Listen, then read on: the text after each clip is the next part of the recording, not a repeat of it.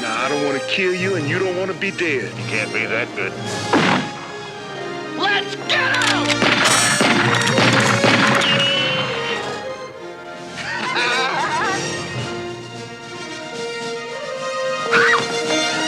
What's all this, then? This is a crazy town, Emmett. I think we ought to just get out of here. No, this is your horse. Can't you see this horse loves me? Making a big mistake. That's what I told him. If I brought a pretty lady like that into a place like this, I'd stay close. I think you got a point, Emmett. Maybe I better stay here with her. And we're gonna give you a fair trial, followed by a first-class hanging. I had enough of what ain't right.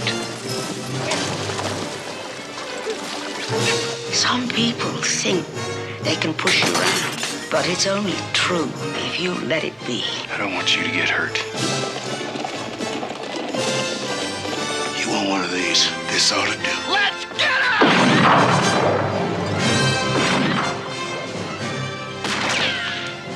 Hanging around with you is no picnic. Come on!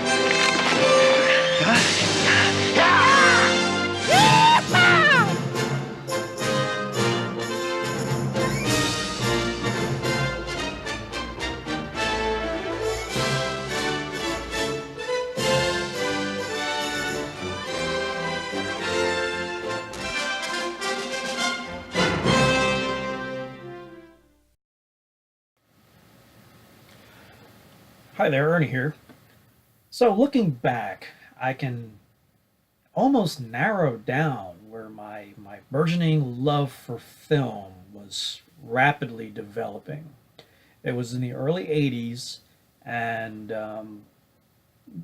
cable was big, VHS was starting to come around, and while my primary diet was in the 80s, the stereotypical diet for a young kid between 10 and 13 is like silly comedies, action movies, and in my case, martial arts movies. I was like really big on the kung fu flicks. Not so much the dubbed ones, but more of like the films that came out like from Canon or movies with Shokasugi or John Ryan, and films like that. Stuff you would find on HBO. So while I was watching stuff like that, I was also checking in like the films that kids my age probably wouldn't be watching, like The River or Places in the Heart or Gandhi or films like that. Hell, I remember as a kid liking Gone with the Wind. What kind of a young kid, like maybe 10 years old, likes a freaking 4-hour movie, especially Gone with the Wind? But no, I consider Gone with the Wind a classic. So yeah, my love for film was starting to develop around that time, and I definitely would have to narrow down 1985 as a very pivotal year in my burgeoning love for film. 1985 saw Akira Kurosawa's Ran come out, and I'm almost positive that was the first film of Kurosawa I've ever seen, and I did see that one theatrically, and I loved it. And after that, I just had to watch other Kurosawa films. I discovered Seven Samurai, Yojimbo, Hidden Fortress, Throne of Blood, and the list goes on and on and on. And basically, obviously, the obvious draw for me was samurai and the action. But one of the action staples that never really won me over were the westerns. I guess I was at that age where I didn't know much, and for some reason I equated black and white films with old movies. Who wants to watch those? And the idea of a western just sounded dumb to me. And like, yeah, they're riding horses and stagecoaches. What's the big deal? Yeah, whatever.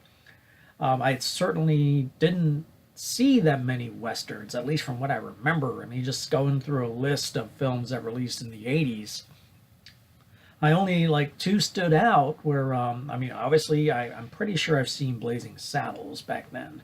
And I thought that was pretty damn funny. And there was Time Rider with Fred Ward that came out in '82. and I remember enjoying that. And that was like an HBO staple. And I do remember seeing Pale Rider, Clint Eastwood's Pale Rider, in the theater. But I mainly went to see that because it was Clint Eastwood, and that was around the time where I started discovering Clint Eastwood movies and became a fan, mostly because of Sudden Impact and the Dirty Harry series. But I don't even think I really watched that many Eastwood westerns prior to Pale Rider. I mean, no, at that time, no, I don't even think I've even tapped into Leone or anything like that. So it was 1985, and a little film came out that I can't remember if I had to have seen the trailer that we just watched, that it caught my attention. And I kind of remember at the time the main reasons I wanted to see this movie was because it had Jeff Goldblum and John Cleese in it. For me, two comedic actors, and I expected this to be like a comedy in the vein of Blazing Saddles. So that's just how narrow my world view of cinema was back in the early 80s when I was just a kid. I had no concept of what I was going to see when I saw Silverado in the theater. Silverado, while I know a lot of people probably would say this is basically just like a very derivative Western, but this was a game changer for me, because I'll be damned I guess I was about 14 when this movie came out, that this film, written and directed by Lawrence Kasdan and co-written by his brother Mark Kasdan, really showed me what the Western can be. I was expecting a comedy, but little did I know I was going to have the most fun I had in what I would deem a non-traditional action movie. I mean, this is after Rambo, First Blood Part 2, and I would love stuff like that. But Silverado it exposed me to all the tropes of the Western, and it really showed me what the Western can do. I mean, you had the chases, the shootouts, the showdowns, the damsel in distresses, the heroes, the villains, everything that we take for granted in Westerns. This is the first time I genuinely saw these tropes in one film and truly fell in love with it. Like I said, if not for Silverado, and I did actually have an opportunity to see this in 70 millimeter at the Arrow Theater, American Cinematheque, in Santa Monica, California, and Lawrence Kasdan was there for Q&A afterwards. And I didn't have a question, but I said I had to comment that had it not been for Silverado, which would have been the real first Western I saw in a theater, I would have not been exposed to other legendary Westerns and directors. I would have not have seen, at least at the 80s, I probably would have seen them years later, but I would have not have been exposed to the works of Peckinpah or Sergio Leone or Eastwood's Westerns that he's directed and the other Westerns he starred in and other Westerns beyond that.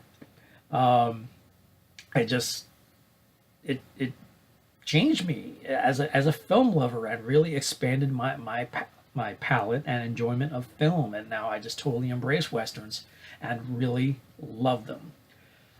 Silverado is about four unlikely heroes who come together to face off against a evil sheriff and a land baron, and the feature films is like are great characters, some funny moments, some great fun action scenes, some great shootouts, a great villain performed by Brian Dennehy, and it was just a really fun film. A lot of the cast that are in this film, it's the first time I kind of seen them for the first time. Kevin Kline, I've never seen Big Chill until after this. Scott Glenn, I've seen in like The Right Stuff. This is the first time I really seen Kevin Costner or Danny Glover. I mean, I know who knew John Cleese was. I knew who Helen Hunt was. I knew who Denny was, and then Jeff Goldblum, and yeah. So it was like and it's pretty much an all-star cast, which also includes Jeff Fahey. Who else is in here? Amanda Wyss, Richard Jenkins. I'm just scrolling through this list of actors. Ted White, who was in one of the Friday the 13th, is Jason Brian James, Joe Seneca, and Rosanna Arquette. It's like basically it's the events that unfold in this film, and it just really won me over and showed me just what westerns are capable of. It's just like some great performances, and it features a fantastic score by Bruce Broughton. Just one of my all-time favorite scores.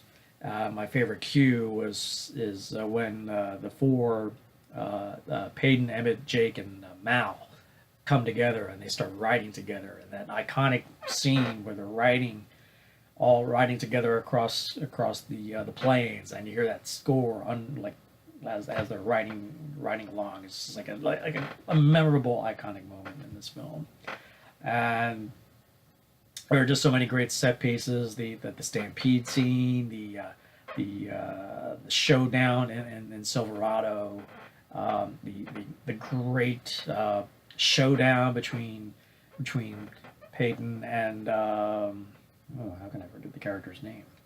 Where is Cobb? The showdown between Peyton and Cobb, played brilliantly. Brian Dennehy was just like fantastic, and it was so great to see this in the theater.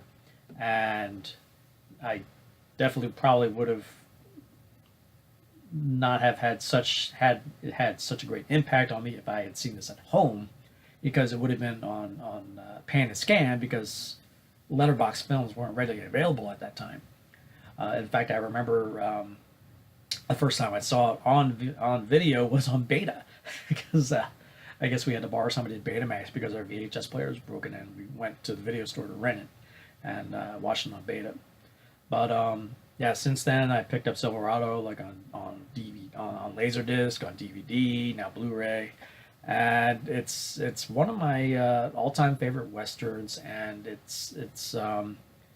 definitely left an impression on me, and like I said, it changed my worldview on the westerns in terms of cinema. And since then, I think my love of film would not have been the same had I not seen this and not immediately picked up on like Peckinpah or Leone.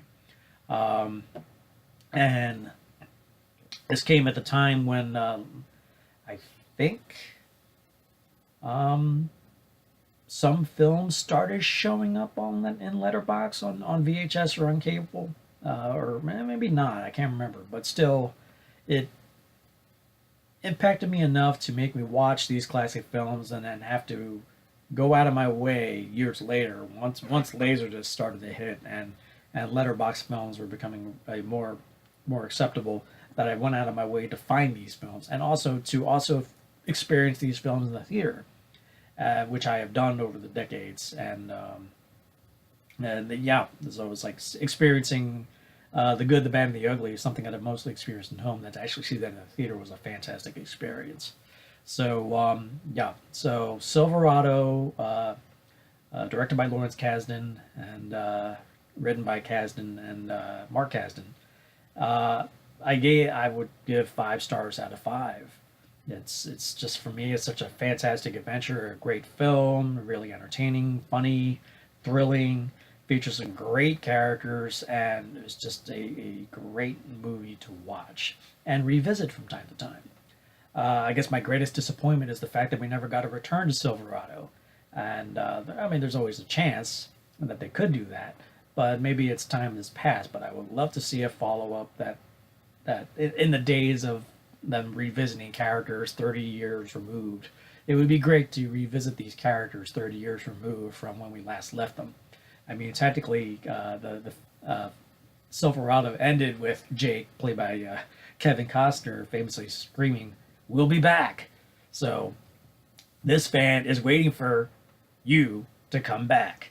So Silverado, starring Kevin Kline, Scott Glenn, Kevin Costner, Danny Glover, Helen Hunt, John Cleese, Rosanna Arquette, and Brian Dennehy. It's definitely, if you've never seen Silverado, it's a Western I highly recommend.